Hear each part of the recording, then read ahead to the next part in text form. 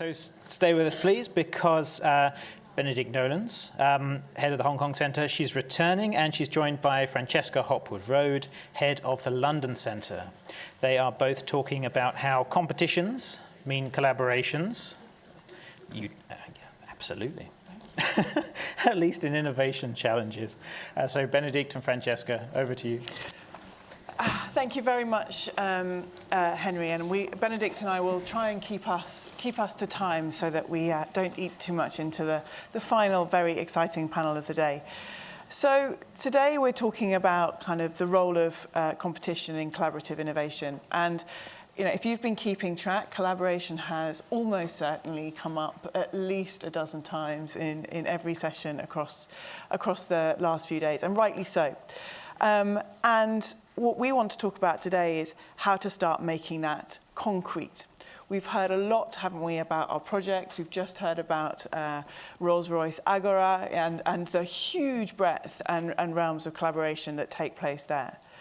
But today, what Bénédicte and I will do is we're going to highlight two BIS Innovation Hub initiatives, which are competitions, but they are not competitions for their own sake. What they seek to really do is, as practical ways, identify trends, bring public and private expertise together, often at much more nascent and early stages, pre-project, if you like, and really turn some of those signals that we are seeing in those environments into substantive action.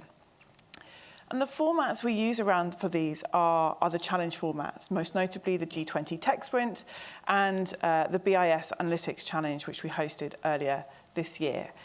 And they help us really identify and spot what's new. And these formats are part of our toolkit for horizon scanning. I mean, I've had a few conversations in the breaks that we've had where people have come to me and said, well, how do your projects come about? Where do you get the ideas from? How do you bring the different parties together? How can we get involved?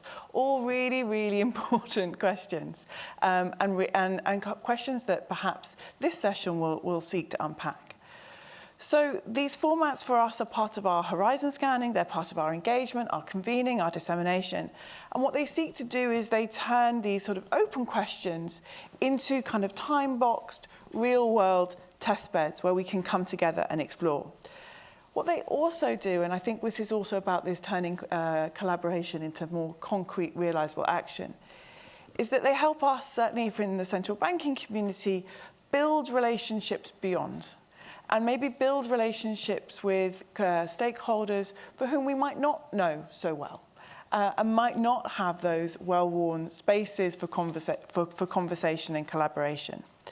So what they really do is they expose new relationships for us. They expose a broad range of stakeholders to emerging technology. And they do that to help us shape our understanding, quite selfishly, but also help us determine their application to what are the most pertinent use cases that we really need to focus on and engage with. In short, they make that collaboration really concrete. And they really help us as central banks to start future-proofing our capabilities. And we've talked about the urgency for the need to get going and to work it out and move through. So today, as I said, we're looking at two challenge formats. We are looking at the G20 Tech Sprint. So Bénédicte, if as kind of leading on the G20 Tech Sprints in the hub for us over the last few years, they convene an enormous range of participants. They're long form. So from your perspective, what are some of your observations about the G20 Tech Sprint model? And what do you think some of the strengths and limits are of that model? Thank you so much. I think it's only one box, yeah. So for context, in fact, the G20 Tech Sprint started around 6 years ago now, and the first iterations of the Tech Sprint were run by the Singapore Centre initially, and in the last 3 years have been run with the help of the Hong Kong Centre. So the way we run these tech sprints is we work with the G20 presidency and we decide on the area of focus that they have that year. So to give you a bit of an overview, in 2020, the presidency was the Saudi presidency, and the priority was chosen to be regulatory compliance and supervision. And if you go back to this tech sprint, you will actually find it interesting even today, because it explored a lot of compliance technologies for crypto that, of course, are now in use for stable coins, right? So a lot of what was explored there, be it 5 years ahead, is actually relevant probably today. The 2021 presidency was the Italian one, and it was decided to focus on sustainable finance. And this topic came back under the Brazilian presidency, no surprise, because COP this year is in Brazil, so a year after this tech sprint.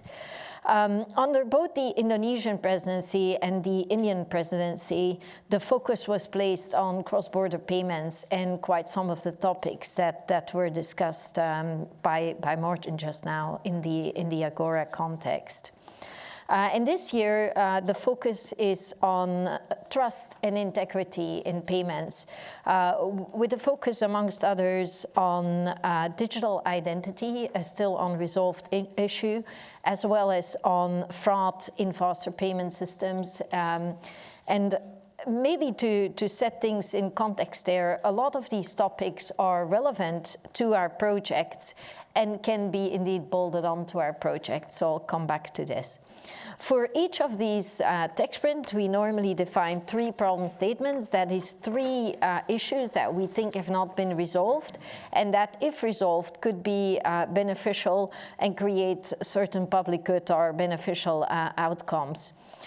In terms of the strengths of this tech sprint, first of all, it convenes the public and private side, and obviously, as everybody has reiterated, public-private side collaboration is essential. So this is definitely achieved in these tech sprints. Secondly, it is collaboration through competition. So obviously, the private sector is competing to win these tech sprints. The third is we build bridges with new judges. Through this tech sprint, in fact, we have come across a lot of people with specializations in the topic of that year that later actually also help us in our project suite.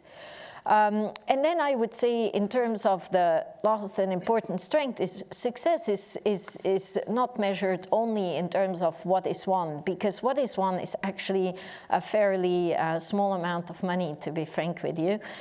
It is more about whether any of these ideas live on afterwards. And currently, we're actually doing a retrospective on whether any of the ideas have lived on afterwards, and in fact, most have. So that's actually a positive development. I'll give you some examples of things that lived on. So one of the participants in the Indonesia 2022 tech sprint ended up also working on Project Tourbillon of the Swiss Center. One of the participants of the India 2023 tech sprint is also a collaborator on Project Aperta. 2 others of the shortlisted of the India 2023 tech sprints are focused on areas that are actually complementary to some of the Agora-related challenges. One of them is also in discussions on another project, which is Project Aurum. As for the Brazilian tech sprint, the private sector actually brought back some of the ideas that I presented earlier on Genesis. So we saw these ideas of combining blockchain and IoT put into practice for the preservation of the Amazon. Which I think is actually quite significant to see these kinds of applications. Now, in terms of the limits, the obvious limit is that the public sector tends to move slower than the private sector.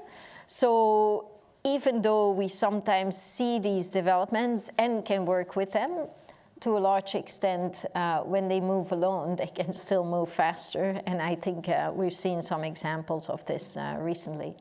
So with that, I'll pass it to you, Francesca, to talk through the analytics showcase and let us know some of your main takeaways from that. Yeah, so the Analytics Showcase was a different beast to the G20 Tech Sprint. It was, you heard Maha, Beju and I talk yesterday about the work that we have been doing on Hertha, Mandela and Aurora. And the Analytics Challenge, which we ran earlier this year in London, really kind of built off the work that we had been doing across those three projects and asked innovators across the public and private sector to propose collaborative tech solutions to combat financial crime and to simplify compliance. And we wanted them to really focus on three key questions. And I think that's where the point you make about the G20 Tech Sprint is really important, which is that real specificity and focus to really kind of drill into what is the space that we really want to focus on. So in the Analytics Challenge, we focused around how AI can be used to improve the detection of illicit financial activity, the role of privacy preserving technology in sharing data and intelligence, and how we can, and finally, how we can collaborate on innovative tech solutions to enable compliance with diverse regulations across diverse jurisdictions. And we used some of the components from our work to help support that. And a couple of observations from that, and I want to kind of pick up on some of the things that we heard in the panel a little while ago, was the challenge brought together 200 participants from over 25 jurisdictions. A lot of those were central banks and financial authorities. It offered a way, it opened a window to understand both the art of the possible, but also what was applicable, what was useful, and in doing so, it was quite an efficient way of enabling central banks to come together and examine what they could utilize and what they could learn from, because it started to strip away any duplicative effort. It removed this sense of kind of, I'll be working in my silo over here and I'm not necessarily picking up the learnings from elsewhere. So in that sense, it was highly efficient to enable central banks and financial authorities to understand each other and understand what was going on. The second point was around the diversity of participants and innovators who were showcasing solutions. There was a huge amount of interest, and that interest was from academia, was from the private sector, was from the public sector.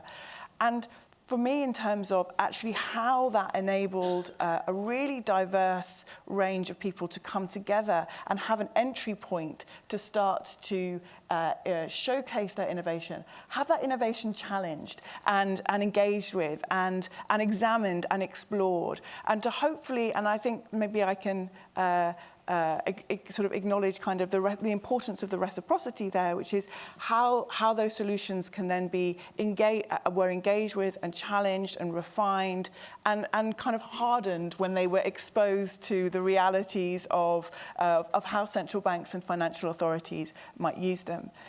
And I think there's also a piece which is hugely valuable, and I think this conversation over the last 2 days exemplifies that as well.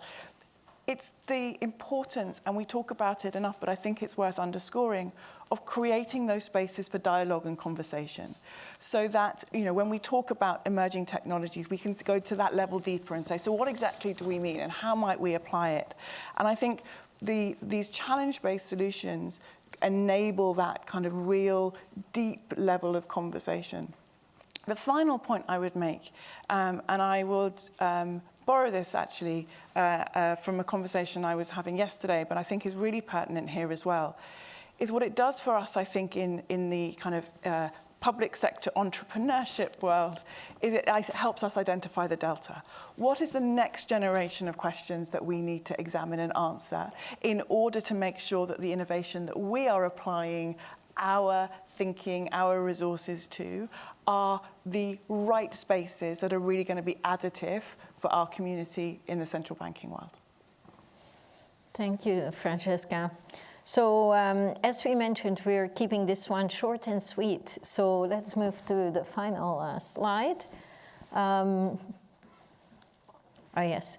So in terms of, again, what are the key takeaways? First of all, we think these tech sprints, they go beyond problem solving. They are not just competitions, but in some they help us build bridges with new people, with new solutions, and with really the evolution of the private sector.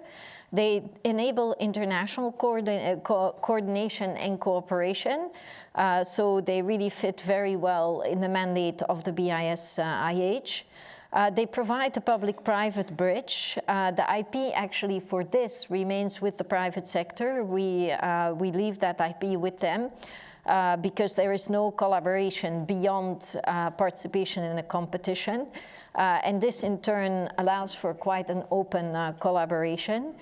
They provide a very low friction and I would say low effort entry point more than low friction. It's not a lot of work on our side to organize these tech sprints, yet they are beneficial to us and they're beneficial to the private sector. That's actually the last point. They do generate a mutual benefit for both parties involved. Maybe just to close, I think every one of you would have also taken that away from the last few days, is that to be ready for the future, we have to build it together with through public-private sector collaboration and also with academic collaboration. I think that was rather clear from some of what we learned from the professors on AI specifically. I think they're so definitely ahead of my curve. Let's face that reality. And then secondly, the public and private sector, they do not live in isolation, and ideally they should form a symbiotic relationship. And this is what we try to achieve through these tech sprints. So with that, I think we are efficient, and we hand it back to the moderator. Thank you. Thank you.